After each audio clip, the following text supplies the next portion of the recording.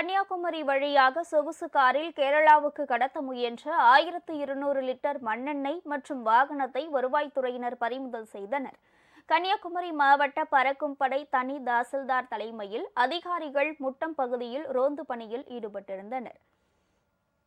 அப்போது நிற்காமல் சென்ற வாகனத்தை அதிகாரிகள் பின்தொடர்ந்து இரணியல் வள்ளி ஆற்றுப்பாலம் அருகே மடக்கி பிடித்தனர். ஓட்டுநர் தப்பியோடிவிட்டார். இதையடுத்து அதிகாரிகள் வாகனத்தை ஆய்வு செய்தபோது தமிழக அரசால் மானிய விலையில் வழங்கப்படும் 1200 லிட்டர் மண்ணெண்ணெய் கேரளாவுக்கு கடத்த முயன்றது தெரியவந்தது.